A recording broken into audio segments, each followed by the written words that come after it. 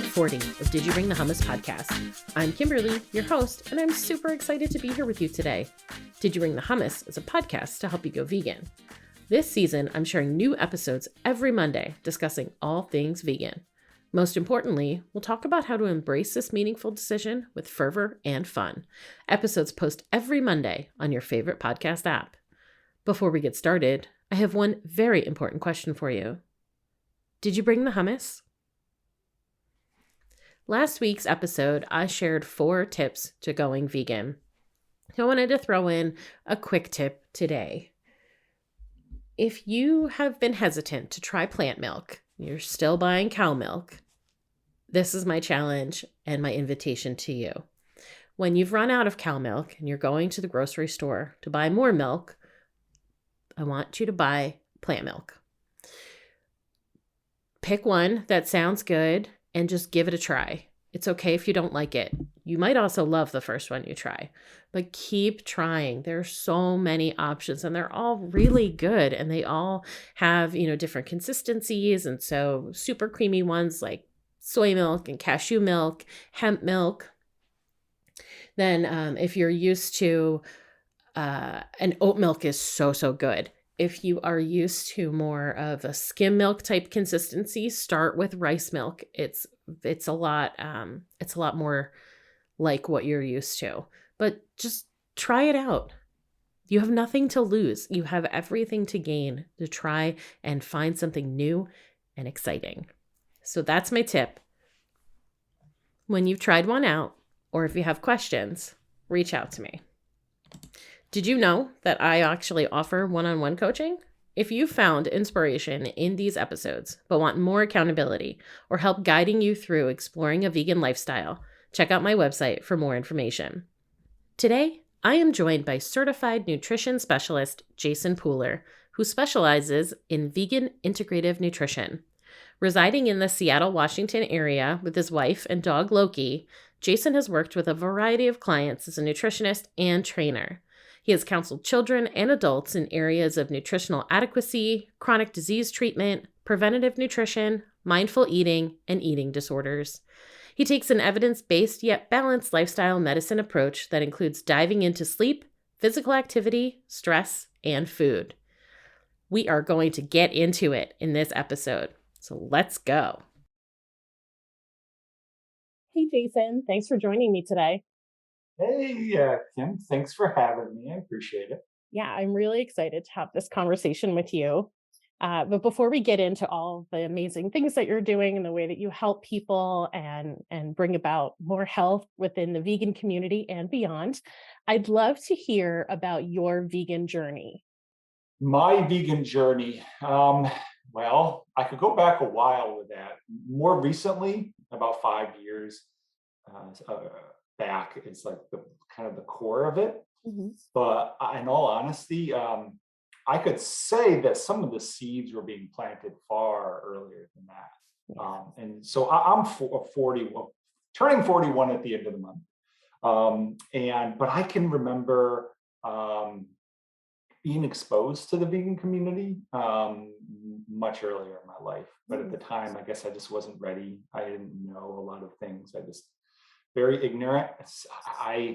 When we hear of like the kind of ridiculous talking points that omnivores and carnivore folks will say, I have to sadly admit that I've done that many times. Oh my gosh. And so that's where I take it back farther, right? Because in my late teens and early 20s, I was experimenting and trying all different types of religions. And I eventually settled on Buddhism, different sects, particularly Zen and the different Tibetan Buddhism sects that kind of fall under the Dalai Lama. The Dalai Lama being like one of my big heroes in my early years, as well as Thich Nhat Hanh, who's like anyone who knows Martin Luther King knows that Thich Nhat Hanh was a major influence on him, as well as some others in the kind of social justice movement, anti-war during the Vietnam era. Mm-hmm. He was a Zen Buddhist monk, and Probably the greatest advocate for peace and love you'll ever know. We will ever know in the world, at least in the modern day. He recently died last year, and I bring him up because during those years, I was definitely exposed to veganism, but and so the seeds were planted, and I was doing my best to try to be a good person, to try to commit to ideas of nonviolence with varying degrees of compliance there. I was all over the place, in all honesty, kind of a lost little puppy in a lot of ways. But I bring that up because that's really where the seeds were planted. But it wasn't until I later on in my 30s when I got a job with the U.S. Forest Service and was working with our wildlife biologist at the office that I was at, where she really kind of planted, if they planted the seeds, she was watering it, and all that work with her doing owl banding. And she was ornithology was like her thing. She really loved birds and owls and so on. But she would spend tons of time in the woods during the summer, and we'd hardly ever see her. But she was like one of the first vegans I ever really met personally and got to know. She definitely influenced me. But at the time, it was never really through an animal rights sort of thing. For her, it was more about health and just general love of animals, but not really, she wasn't really bullish on being involved in activism and that sort of thing. But I planted a bunch of seeds that I was just like, I always thought that you couldn't be healthy as a vegan. And here's this lady in her, I want to say in her 60s, running circles around me. And we were in these fitness classes together, and she was kicking butt, like seriously kicking butt. Apologies if I end up cursing. I'm going to try to resist that too. Okay. And so it took some time after that, but that's when I was like, finally like, okay, maybe there's something to this, And because I remember, and as a young 20-year-old wanting, kind of pretending to be a Buddhist, I'd say the things like to people, well, there's Tibetan Buddhists who eat meat. And so you could be a Buddhist and not be a vegan, you can have compassion for the animals and still eat them. And I was just completely disconnected from reality. And I was just never really exposed. I think if someone had the courage to show me like the livestock footage back then, I probably would have changed way earlier. And so I want to squash that idea out there that we have to kind of tiptoe around omnivores to try to get them to go vegan. I would say never listen to the advice of people who have no intention to change when they tell you how to get them to change. It's like, whoa. You don't even want to change. And you're telling me how to convince you? I don't know about that. But looking back, I definitely feel like if I was exposed to that more, I probably would have converted. I know, right? I probably would have, called myself a vegan and became much more serious about it. It's weird because it's like a fuzzy kind of like gray period where I finally decided, the Forest Service isn't right for me. This bureaucracy is just a nightmare. I was stationed at the Rifle Ranger District on the White River National Forest. If anyone who's listening is familiar with politics, that's the town that Lauren Boebert, one of the grand people in the Republican Party, kind of crazy Trumpy types, comes from, and where I was living at the time. And I really enjoyed working there, and I was getting exposed to rangeland management because we had a lot of livestock raising on the ranger district that I was working at then. I was a VIS, a visitor information services specialist, and so I worked at the front desk. I was lucky enough to be in an office that wasn't busy at all. Our office was set away from the highway. We weren't really in town. And so we didn't get a lot of visitors there. And because of that, I had the ability to do a lot more than your average VIS your front office person working for these natural resources agencies, where they're like help you with maps, tell you where to go camping, all that. I was doing all that. On the rare occasion we actually had someone come in. most of the time, though, I was doing everything I could to help all the different resource managers in the office, getting exposed to all the different things they do.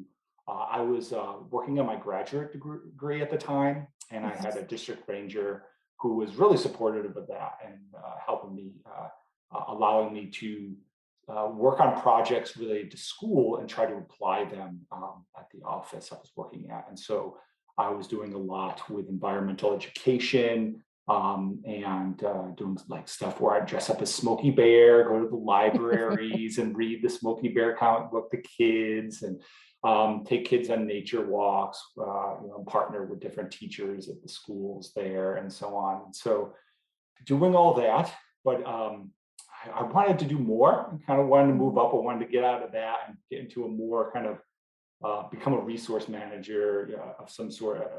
At the time, I was looking at wanting to become a NEPA specialist. The NEPA stands for the National Environmental Policy Act. And basically, NEPA specialists kind of are like basically a glorified project manager for all different activities that happen on the national forest, or all public lands, all federal public lands. And so anytime we would want to do a big project, which in our district was mostly related to the cattle and sheep grazing, as well as oil and gas development. That's the area where I want to say Josh Fox, but correct me, I can't remember the name. There was a documentary in the early 2000s called Gasland. And it talked about all that's where that was. That's where that was filmed. Okay.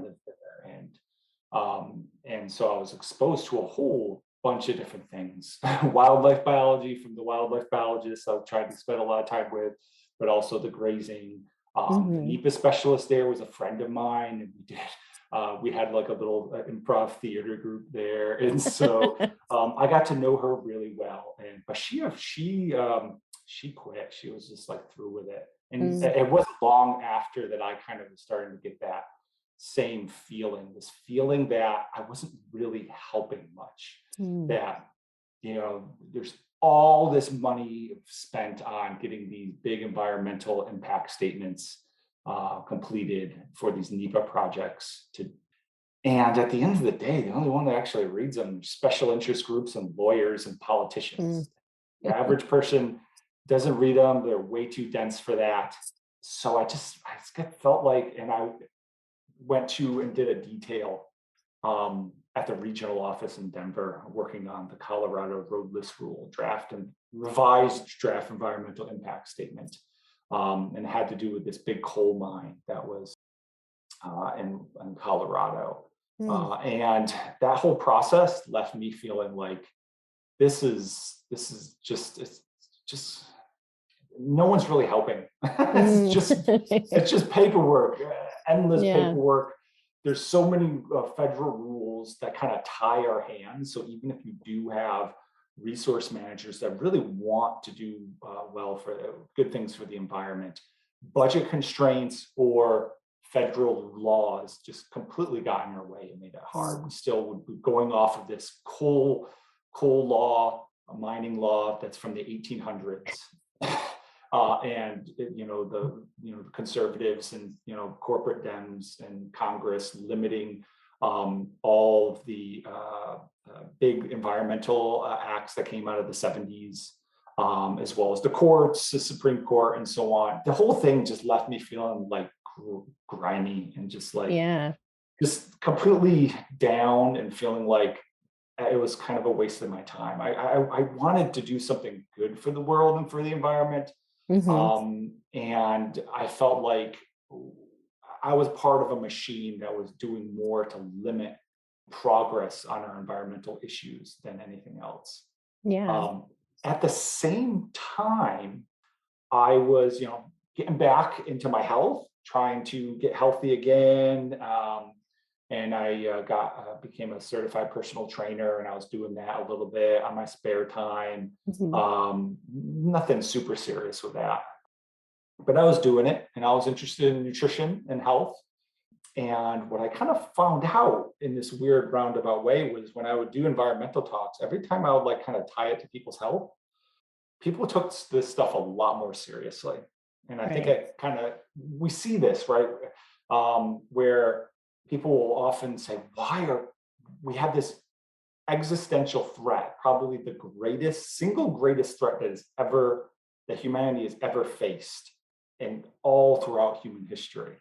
Climate change and the environmental destruction, all the other issues that go around it. Because it's not just climate change. Climate change is deforestation, desertification, all the plastic pollution, all the ocean, all the runoff of fertilizers that go into into our coastal waters and create dead zones. I could just keep going on and on.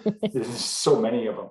Yeah. But with climate change being that overarching grand one that kind of dwarfs everything else, and every single issue, I don't care what it is, social justice issues, across the board, poverty, whatever it is, climate change will make it worse, no matter what. So there is no, we got to solve these before we do that. And I'm just like, if we don't solve climate change, you can toss all of your other issues out the door.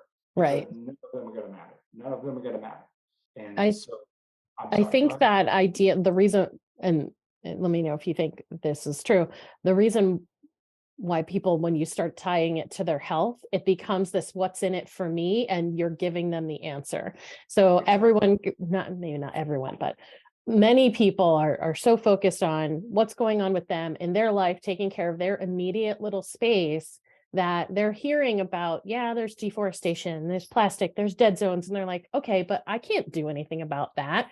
But as soon as you go, by the way, here's how all of these things actually are having an immediate impact on you, or how you can have an immediate impact on this, then they're like, oh, wait a minute. Okay, this is about me. Here's what's in it for me. And then they'll hear you more.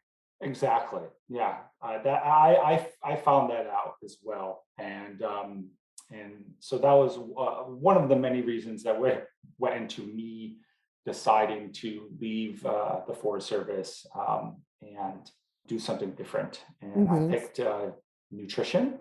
With nutrition, I wanted to do.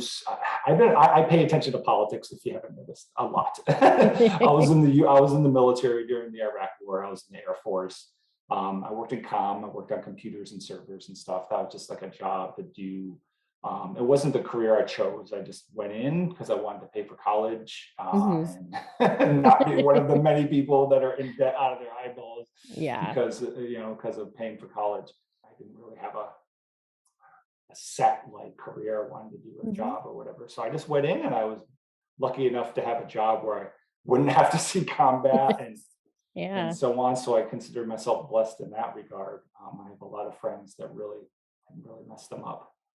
And so I'm very attuned to politics. And because of that, I have followed, and working for the government with the Forest Service, very attuned to how different special interest groups interact and interplay between and the way that companies, corporations, and business interests influence government policy and our guidelines, our processes for how they, like the FDA and the U.S. Department of Agriculture, make their rules and decide on what's toxic, what's not, what's allowable in foods, what's not.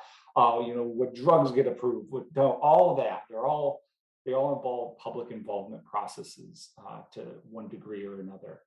And a lot of it's corrupt. It's super corrupt. And, even a lot of liberal kind of minded Democrat types, which a lot of people, at least I did, I always thought they're defending us. They're on our side for the environment. No, they're on corporate side all the way. A lot of it's just window dressing. They are in the pockets of the corporations, in my personal view and experience. And so it's just disillusioned from all of that. That led me to want to decide not to become an actual registered dietitian. I was seeing how that organization was completely bought out in so many ways by a variety of special interest groups when it comes to health, the fitness, and different aspects of the fitness industry, the sugar lobby, the animal agriculture lobbies in its various forms, whether it be the National Cattlemen's Beef Association. or whether it's the dairy lobby, and every facet of the animal ag, it has its own separate lobby. Yeah. The egg board and all that stuff. And so learning all that, I was like, man, I don't really want to be part of that. And so I ultimately chose to get my master's in nutrition from the Maryland University of Integrative Health. And I learned about nutrition from a functional integrative medicine perspective, rather than a more classic dietetics perspective. And so some of the differences between the two is that your classic dietitians, they're going to get more training on working with people in hospital, for instance, and with enteral and parenteral nutrition with like feeding tubes and IVs and stuff. I'll admit I didn't get any of that. That wasn't part of my program. My program was, it's all outpatient focused and mostly preventative medicine focused. Yeah. And so we want to try to prevent people from getting to that stage, not, and not hyper focus on what we do when they're there. There is some differences there in that regard. Pros and cons to it all. Sure. It was more open in some ways, but I found that kind of let some people allow their brains to fall out of their heads.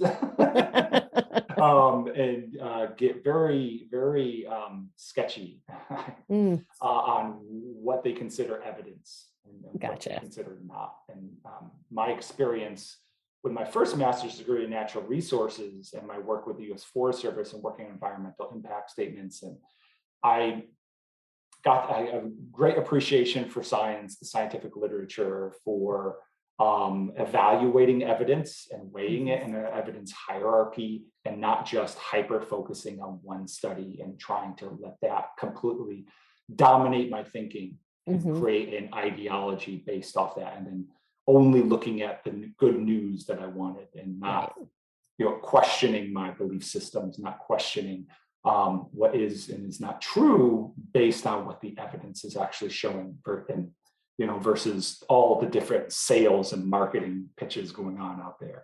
I never really had this. I was never a good salesman. I tried some jobs in my younger years. I got out of the military, just working on my bachelor's, nothing serious, just paying the bills, right? I was horrible. I'm a horrible salesperson. I'll be the first to say that. A horrible salesperson, because I just want to be as honest as possible about all of it. And I'm not here to sell supplements. I'm not here to sell meal plans. I'm not here to sell anything as a miracle cure. I want to help my clients, get better health, but do it in a way that balances all the different aspects of health, and in a way that honors the science and is not influenced unduly by marketing and salesmanship and the pressures that come with the ever growing, you got to constantly make more and more, it's pressures that you see in like every company having to get, or having to be exposed to, rather. So yeah, that's kind of where I'm coming from. I want to help people, but I want to be as realistic about everything as possible. I want to be what I call fad free. I don't want to have, I don't do diet fads. Some might consider veganism a fad. I would argue that veganism is one of the oldest diets in the world. And so if that's a fad, then literally everything is a fad. Right. I mean, there's been Buddhists and Hindus practicing veganism for thousands of years, and they didn't seem to have super major health issues. Right. And so I really question the idea that veganism is a fad. I think in our super toxic food environment, it may look like a fad because it's one of the few diets that actually works, and for not just short-term health, but long-term health. And so, yeah, it can look like that. It's kind of like in the social justice movement, where someone like myself, a white guy, when we are encountered, when we face our privileges, it can feel like injustice to us to see others rise up to our level. And it's kind of similar to that, I think. Veganism can look like something this weird and fad, like a fad, but that's only because our the standard American diet is so toxic and so deranged in so many ways. Yeah. And, you know, yeah. I like to think that veganism, because it's more than just what we eat, right? And when we look at the definition of veganism, it's coming from a place of justice, and it's coming from a place of not using other sentient beings for our own benefit. So I feel like that is weird to people. And they're like, what do you mean we can't just do whatever we want to whomever we want? I mean, we see that here in America, but that is still very much the case for a lot of people who live here who are treated in that same way, that they're discarded or mistreated. To the people who are doing it, it's like, but this is just what we do. And our whole system is based on it. And it's all built within kind of this structure that we live within. But I feel like it is such a powerful movement, even though it might seem to some people like a fad. Like you said, people have been living this way for thousands of years. I like to think that we're moving that way. I don't think we'll see it in our lifetime, but I think there will come a point where people will look back on the way that we use not just each other, but other sentient beings, and they will be horrified by it all because they can't even fathom that that would occur. I certainly hope so. I think a lot of that is reliant on, I guess, the right wing of our country not gaining more power and not going fascist in the way that it has been, and the way that it's looking, and how, and all the misinformation and logical inconsistencies that come out of that wing of politics, and not just the United States, but the entire planet. It really is kind of heading to this polarization. And I'm not saying that the liberals kind of who declare themselves liberals in the middle are the solution, because generally speaking, those people are corporate and only care, and they're kind of leading the charge in our destruction while greenwashing things to make them look like they actually care. So I don't necessarily think the middle is the solution. I think we have to swing the pendulum back, back towards a more social justice type of society oriented.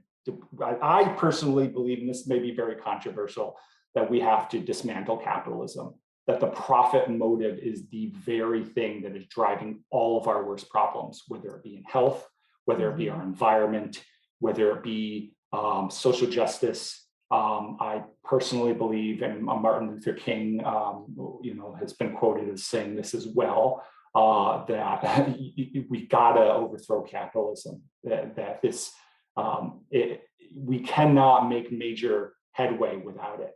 The entire system is based on exploitation of workers, exploitation of our environment, exploitation of our health, exploitation of the animals, exploitation of everything that can be monetized.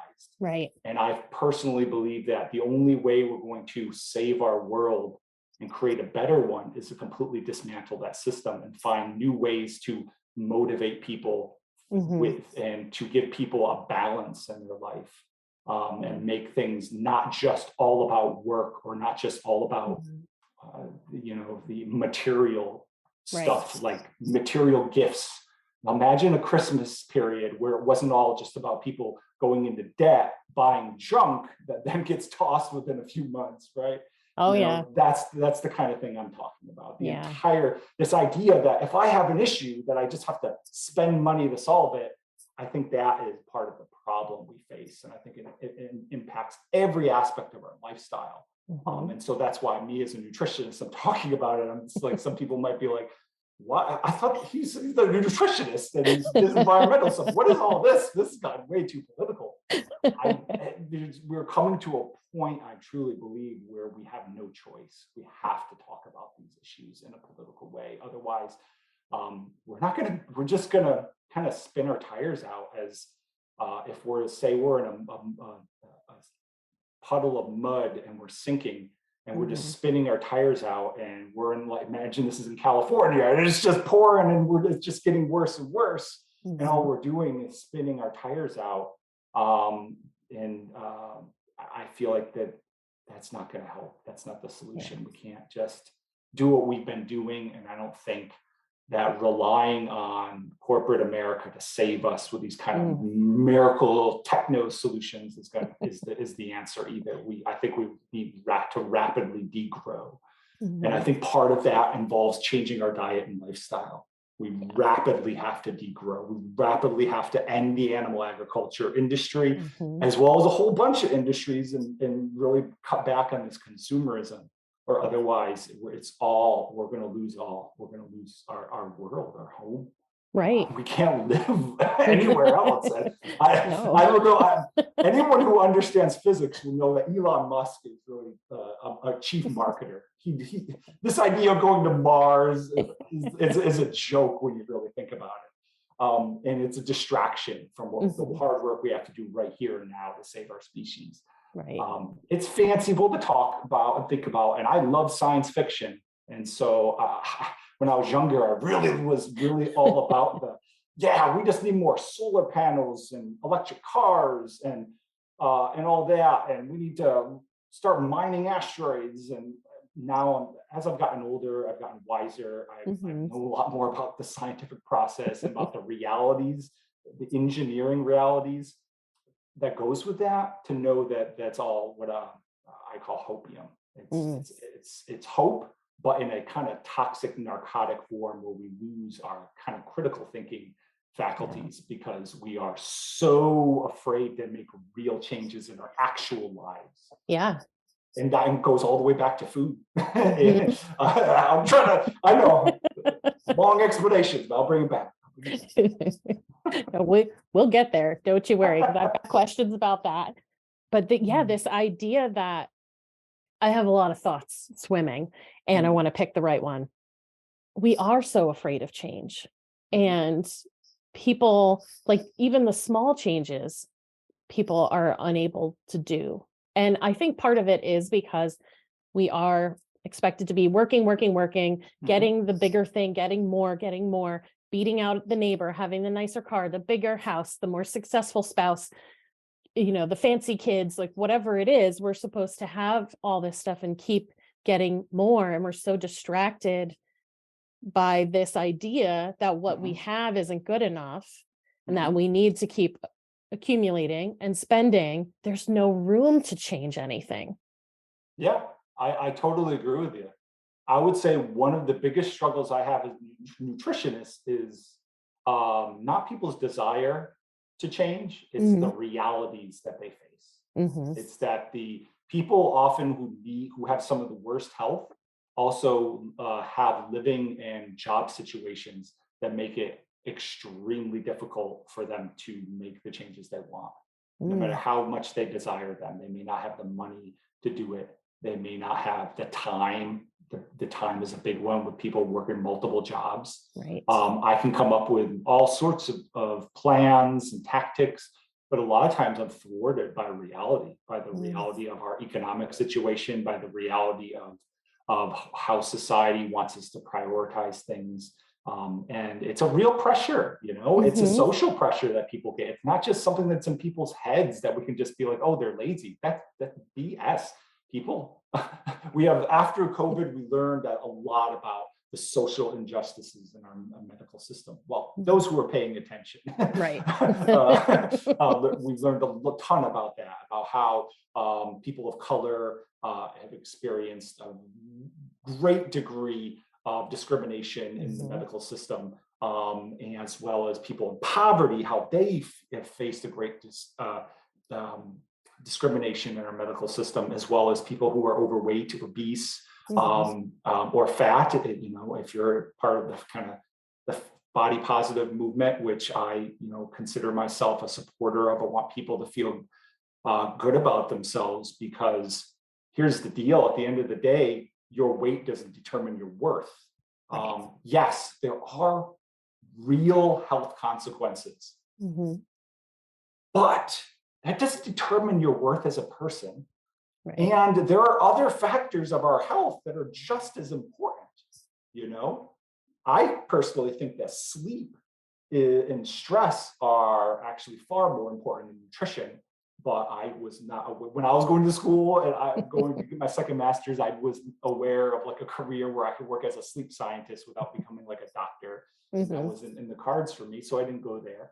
But yeah, all these other aspects of health that I work with my clients on, it's not just hyper focused on nutrition, to the point where maybe doing more damage than helping by getting people thinking in a way that maybe sends them down the path of an eating disorder. I want to balance it all. Balance, you have to make cost benefit decisions sometimes. And I have to sometimes reframe my clients and help them see that, hey, I know what you want to make this all about your weight, but your sleep really needs some working on. And you can do all these gimmicks to try to help you lose weight. But at the end of the day, if you don't get a good sleep, you're going to hinder your ability to do with all that. And then at the end of the next day after that, did that really solve all your problems? Right. Now you're in a bikini body. Does that suddenly make you a worthy and valuable person? Right. And those are the sorts of conversations I sometimes have to have with my clients. Everyone's different. Maybe it's sleep we work on. Maybe it's classical nutrition. Maybe it's more physical activity, finding ways to work around an injury. What else? Stress. That's a huge one. Stress and the way that affects us. I know there's all these. Anyone who follows like the vegan and nutrition stuff online, as well as like the carnivore types and these ex-vegans, they see these patterns. I watch way too many ex-vegan videos, or I should say, vegan YouTube channels that kind of critique them and that sort of thing. That's probably my advice. You see these patterns, and most of the time it comes back to the way they're thinking about things, a lack of critical thinking skills, and oftentimes the issues that they were having that made them stop going vegan are ones that either no diet could have really solved, or were something where the issue was more likely their stress and their hyper focusing on this idea that their diet has to be perfect and clean, or the word I fight with the most, even though I used to love it as when I'm in my 20s and 30s, the word natural. Oh, that drives me crazy. Everyone is using it, but very few people understand it is meaningless. What are the there's so many things that are unnatural that are good for us, and so many things that are natural that are bad for us. Toxic heavy metals, most of them are elements, and elements are natural. You can't get any more natural than being an element on the periodic table. Mercury, lead, cadmium, arsenic, some of the big ones. A lot of people don't realize some of the top, amongst the top 10 most toxic, deadly substances to humans, most of them are natural biological compounds, not even elements. They are natural. And so natural doesn't really mean anything. It does in the environmental sector. Right? There is it means something there, but when it comes to our health, what really matters is what is health promoting and what is not. And a lot of times that changes depending on the circumstances. It's a pro and con, cost benefit situation. And it's going to be different for every person. We do have different genetics. We have different life histories and so on. And so, what works for someone isn't going to work for everyone when it comes to how we manage stress, how we deal with trying to get better sleep, and all those different aspects of health that I talked about. So these days, I'm really trying to replace things like growth. That's another one I don't like. Really there's this, overused. well, it drives me crazy. I see it all the time on LinkedIn. It's part of the reason why I don't do much on LinkedIn, because it's just like what's it called? A factory for groupthink on LinkedIn, where very little critical thinking. Often it's just, marketing this idea of natural and growth and personal growth. And I'm just like, well, growth is the ideology of a cancer cell. Hmm. And it is the thing that's destroying our planet, and our economic system is completely dependent on this idea of unlimited growth. And so I've been looking for a word to try to replace those two. And I haven't found one that replaces both of them, but I really like the word balanced. Mm. I think it's very hard to find negatives in that word. Yeah. And it doesn't promote this idea that the solution to everything is always getting what you want in the terms of material things. It really gives us this idea that, you can take anything too far, right? Uh, that's what I want my clients to do. I want them to find balance. A lot of times when you get really good at one thing, that comes at the cost of other things. We only have so much time. We only have so much resources.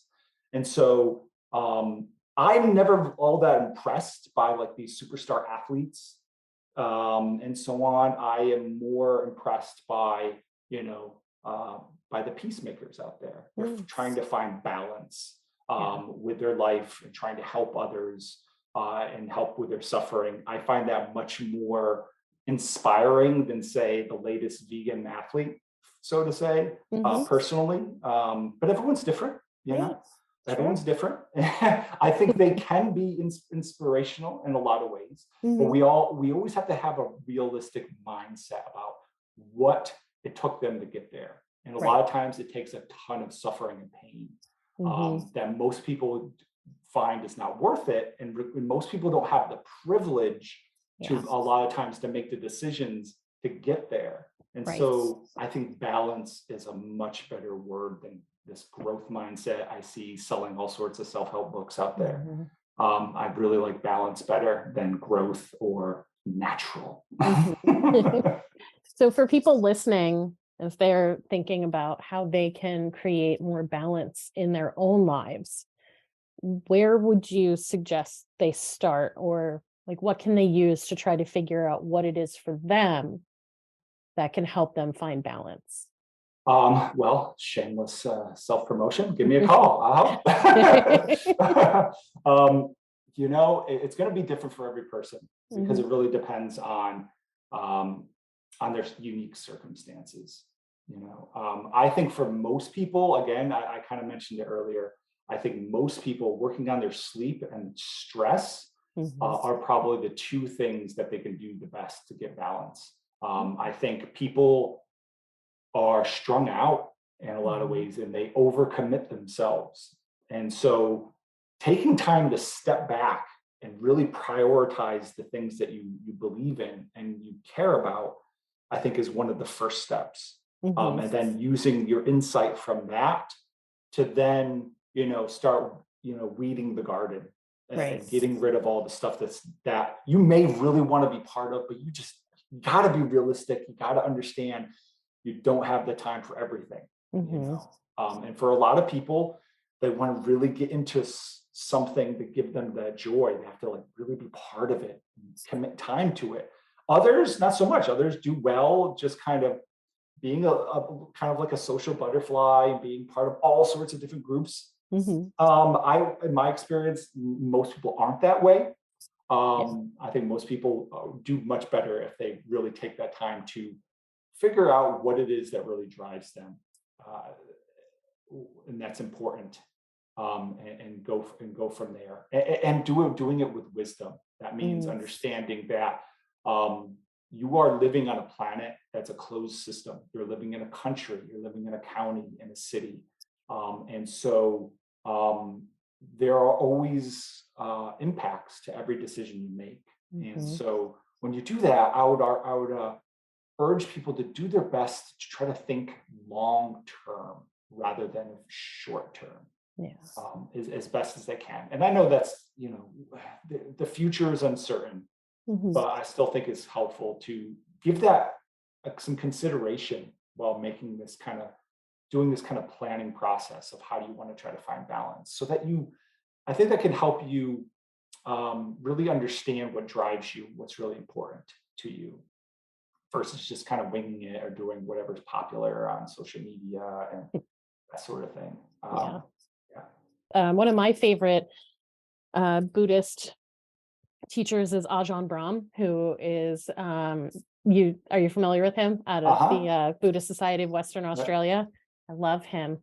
And he talks a lot, and I'm sure he's not the only Buddhist monk that talks about this, but he talks a lot about that idea that what you're doing today, the choices you make today, are actually building that future.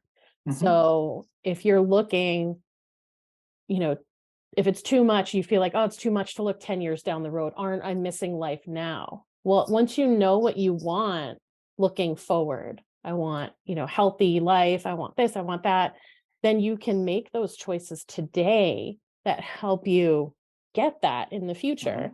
Mhm. The future doesn't just happen. We're making choices every single day. And like you Mhm. said, the choices that we make it's more than just on us. And that's, I think, what makes veganism so beautiful. It's one of my favorite things about it is like, how powerful is it that at least 3 times a day, just what we're eating, we have the choice and the ability to either help or harm. And then when we're also looking at the things that we purchase, the types of entertainment we'll pay for, we're moving our money in a way that says we want the world to be a better, kinder, more compassionate place. And that doesn't mean that every time we spend money that changes something, but it creates this message and creates this different feeling, I think, in the world that eventually we have the ability to make real changes the Mhm. more we see, how impactful what we're doing truly is. And we see the negatives. Look at the way that the world is now. We've done that. The collective choices that we've all made have created this world where climate change is a significant concern, where people are not cared for, where people are not safe, where animals are not safe, and where there's a certain group of people who have everything they'd ever imagined and more, and so many more that can't get anywhere near that. Mhm. We've done that. Why can't we do the opposite? And we can by the choices we make today. I completely agree. I think a lot of people have this idea that our economic system is the best humanity can come up with, and that it's always it's something that always has been, and that's just Mm, not true. It's right. relatively new in Hmm. the span of human history and in the span of life on Earth. It's all just a blip. Yeah. And there's no reason why we can't move on from this. I feel like it's going to require a lot of collective action. It's going to require some upheaval, and that's going to Hmm. disturb people's lives. I think it's going to have to get worse in a lot of those, in the way our personal lives are, in the sense that we're going to have to, kind of like an addict who goes through withdrawal. We're going to have to go collectively as a society through a degrowth kind of withdrawal of some sort. Hmm. My hope is that we do it collectively and we do it in a planned way, so that we can minimize the chaos. Yeah. But I feel like it's going to have to be inevitable if we're going to save our world. Hmm.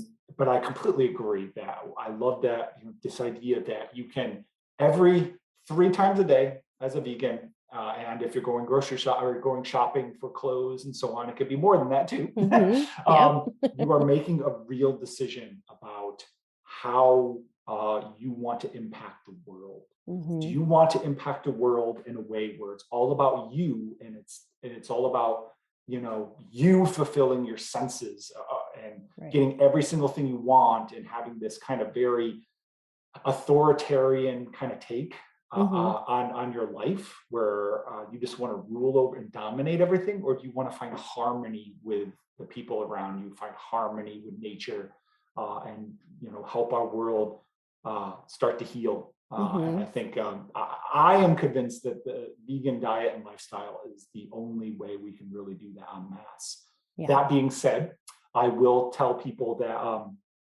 I think it's totally okay, totally okay to actually enjoy the taste of animal products. I, for one, am completely looking forward to the expansion of precision fermentation. I want some ice cream, like some non-dairy ice cream that tastes like dairy in a more classic sense. I look forward to the day where I can have an ethical cell-based steak. Mm. You know, I think there's nothing wrong with that. I look forward to that, and I also think that we have to find balance with this idea that your diet doesn't necessarily have to be like pure No, yeah. and clean. What does clean I really know, right? mean, right? Everyone has a different definition of it. What is clean? You Right. know, when I impossible meat, what makes impossible, like an impossible burger, what makes that not clean versus something that is clean? Yeah. Um, you know, we have these kind of really weird, we use these really weird words that works and sound great with marketing, but the more you start to critically think about it, you're like, this doesn't really mean anything. It's just a hook to get us Yeah. to purchase something. You People love know? to label, right? I mean, look at the word Yeah, flexitarian. right, It means you're an omnivore. right, Eating. exactly. And you want brownie points for Yeah. you know, it's like this may be controversial too, but you know, we don't give rapists or murderers or child molesters, we don't give them credit for only doing that like once a week, Right. right? Yeah. We don't. And these are Mm-hmm. sentient living beings. They live, they feel, they have emotions. A lot of Mm-hmm. them, if we compare them to humans with certain disabilities, they actually are more intelligent in some Mm-hmm. cases. And so the more you Right. learn about it and break it down, the more you realize they deserve all the rights that humans have. Mm-hmm. And um, I feel like that compassion that should be what drives us, not these kind of hip words, Right. natural and Mm-hmm. clean Yes. and stuff that doesn't mean anything. You Mm-hmm. know, compassion, love, sentience, those actually have really hard set definitions, Yeah. easily provable, and so on. So those are the things I like to gravitate towards, that I Mm-hmm. find inspiring, that I find help to keep me to stay vegan, help drive me to want to do better every day as I learn more. You know, no one's perfect. And I Right. think what's more important is not that we have the latest hip vegan whatever, but Mm-hmm. it's that we are working within our means to day by day try to be uh, better, try to be more balanced in our Yep. life, try to have less impact on the world in a negative way. Mm-hmm. And to not be so arrogant about ourselves, to not, you know, to not get so full of ourselves. Yeah. You know, I think it's important to step back and to just be real, Mm-hmm. and to not live in this kind of self-help world where it's all about growth, and it's, you know, to what end, I like Right. to say to that. Yeah. What is the purpose of this? Is this about the animal? And for the vegan movement, I think, is it about the animals, or is it about you getting a new book out, or Mm-hmm. your name being wherever?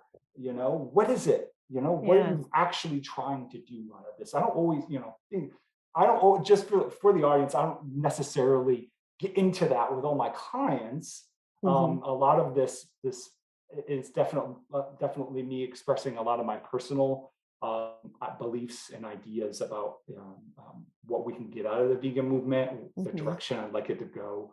But Yeah. every client is going to be different. A lot of times I don't really go into a lot of these things. It just depends on what they need and what they, Mm-hmm. you know, I would love to get to a point as a practitioner where I spend most of my time helping people who want to be vegan, become vegan, and stay vegan. Yeah. My goal is to try to have as few clients end up being these ex-vegans, that they can Yeah. find some balance with their lives, Right. and be happier because of that, and be part of the change we all need. Yeah. I love that. That is wonderful. And I don't know, it sounds to me like that's what you're doing.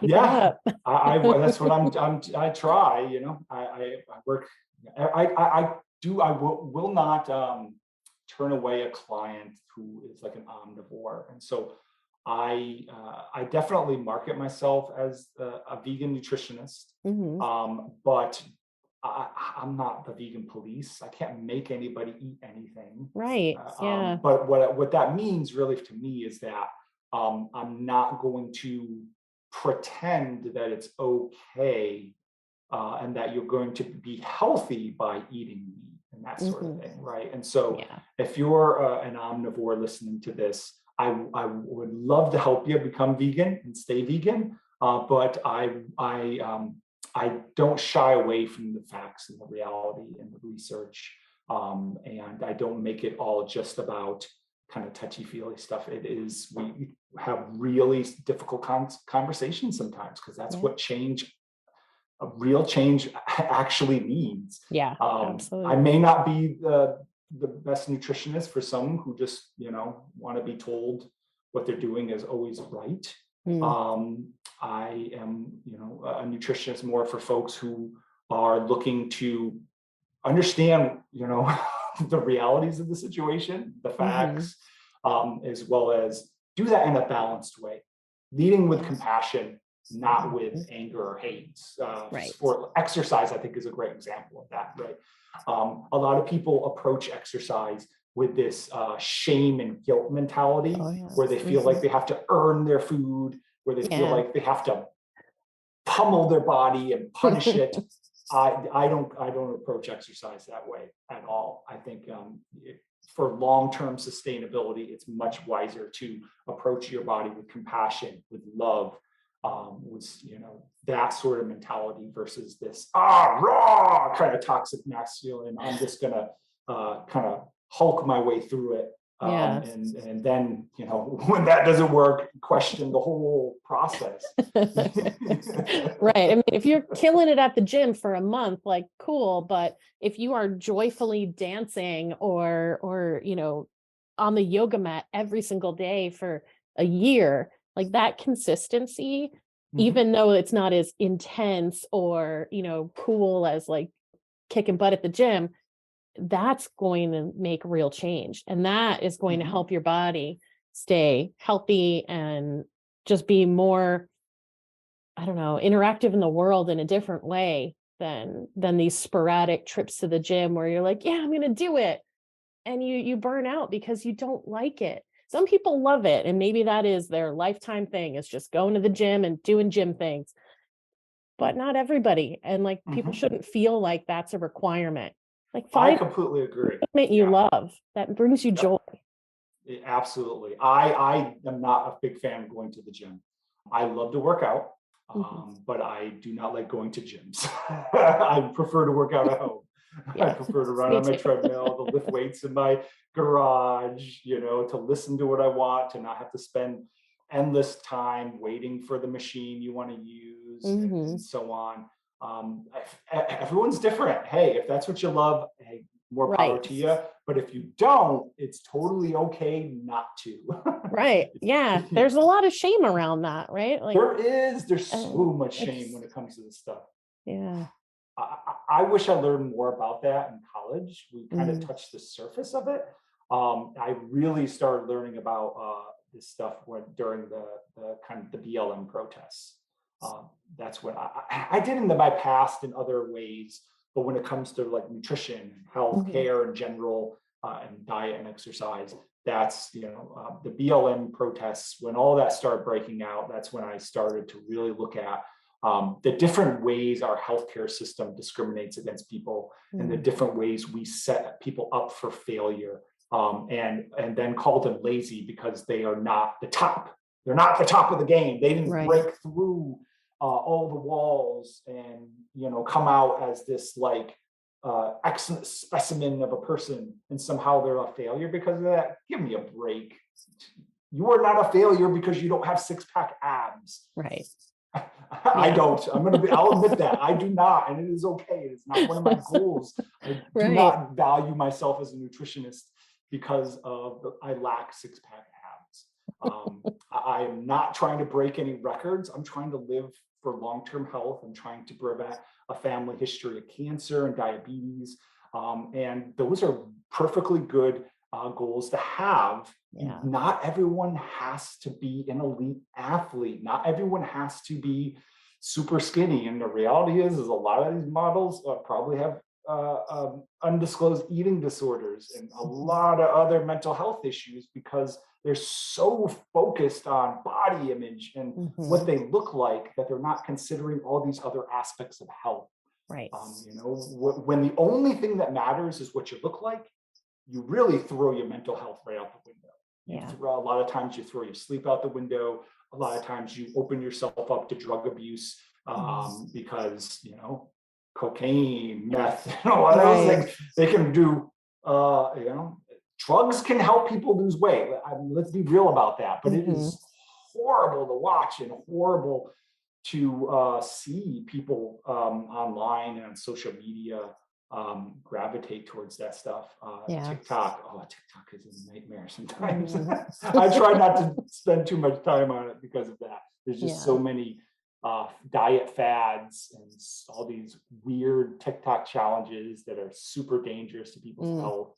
I want to find some balance, so I've decided not to do much of that personally. I have a TikTok account, but I think I was on it for about 5 minutes total. I didn't get it. And I was like, I think maybe it's not for me. And people keep saying, Kimberly, it's not just teenagers. It's not just people in their 20s. There are people older than you that are on TikTok and that would love to hear from you. And I'm like, I just can't figure it out. So I haven't done it.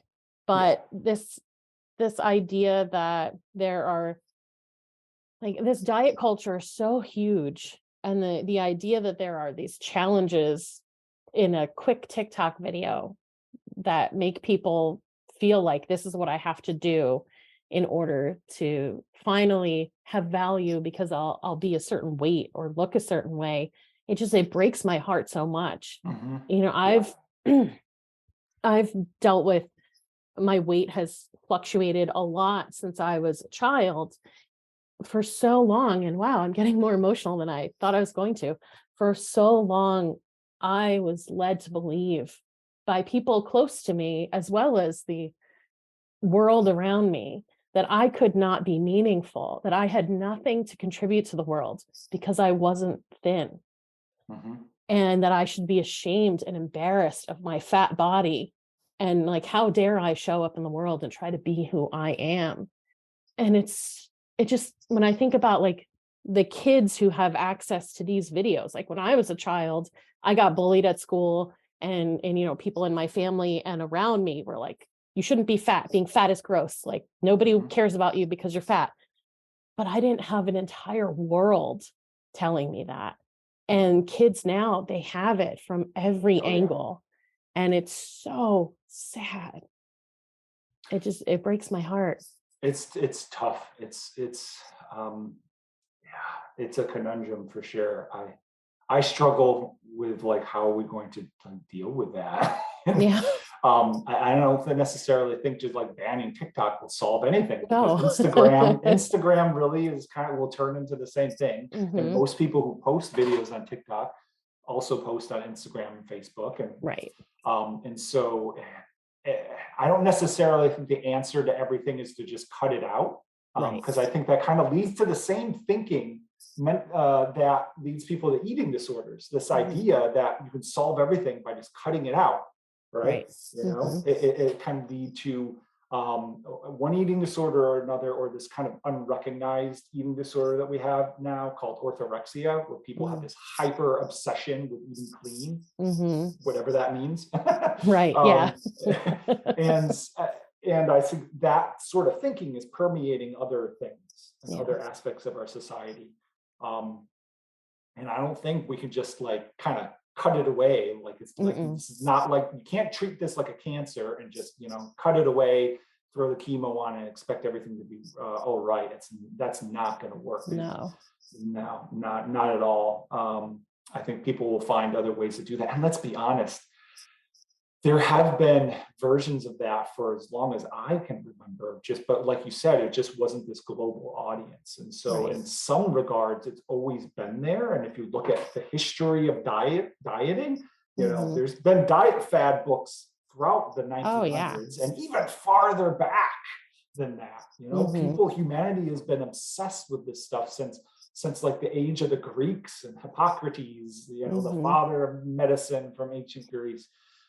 It hasn't gone away, and even some traditional Chinese medicine and some of these more quote unquote natural or traditional forms of medicine, they suffer from some of that too when you critically look at the historical underpinnings of those philosophies. Hmm.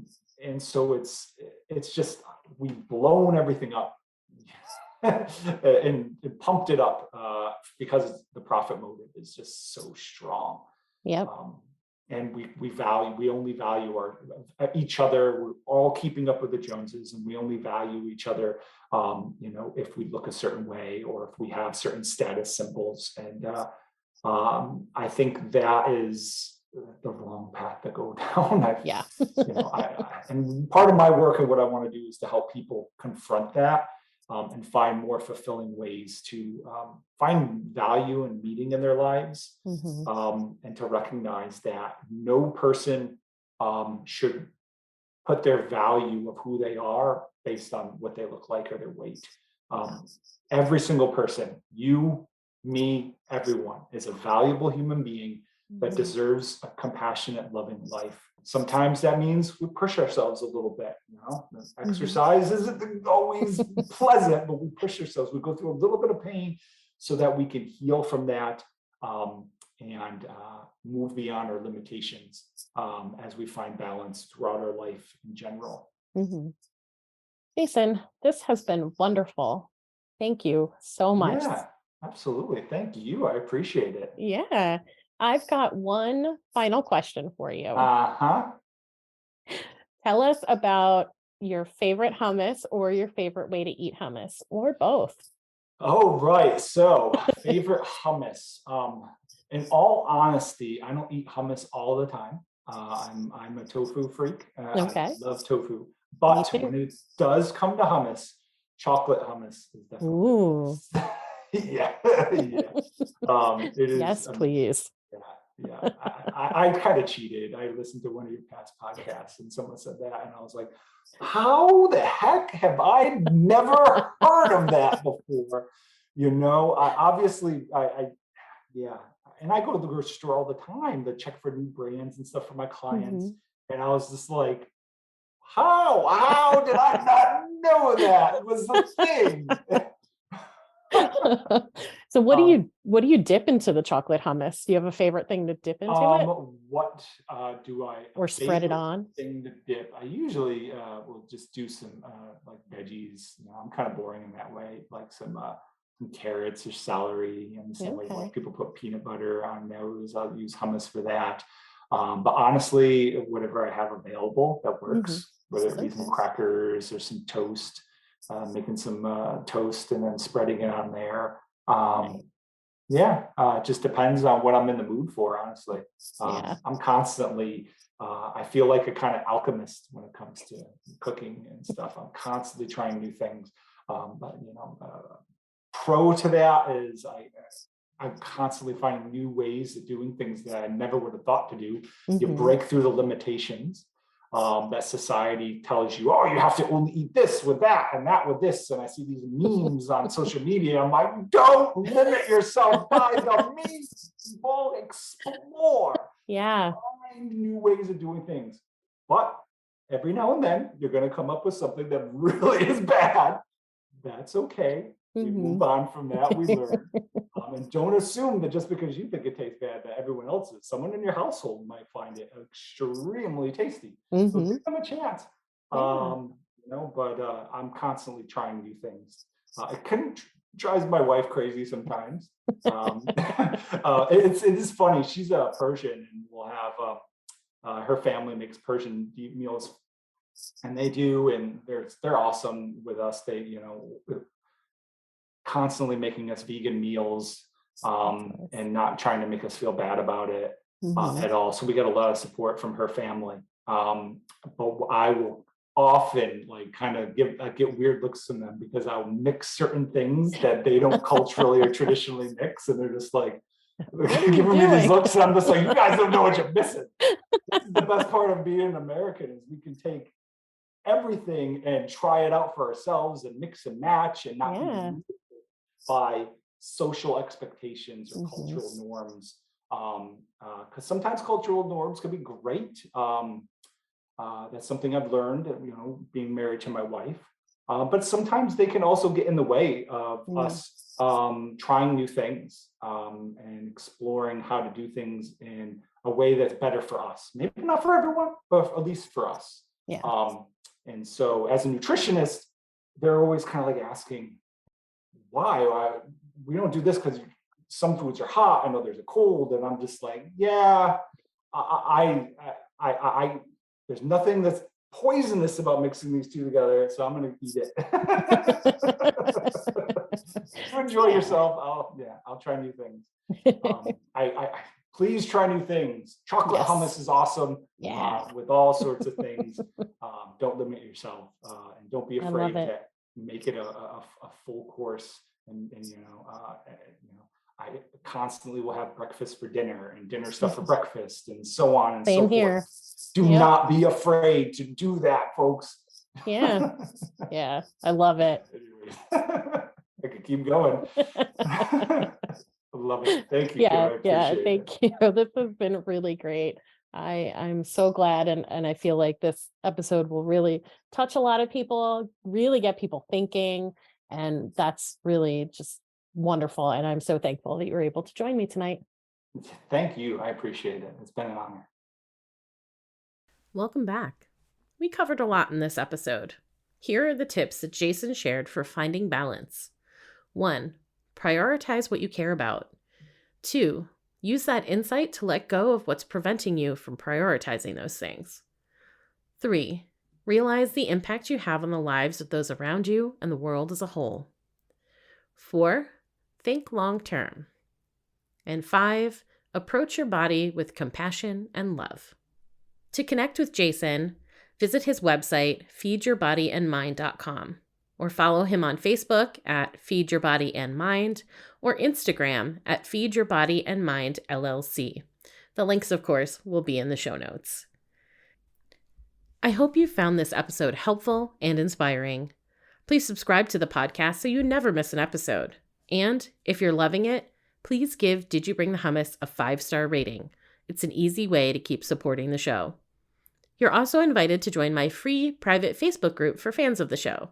You can find the link in the show notes. Follow me on Facebook and Instagram at Did You Bring the Hummus, and visit my website, didyouBringthehummus.com, for more information about me, updates on what I'm working on, new podcast episodes, and all things vegan. Finally, I would love to hear from you. What do you need help with? Is there a topic you want to hear covered on a future episode? DM me on Instagram or send me an email at didyouBringthehummus@gmail.com. Thanks for listening.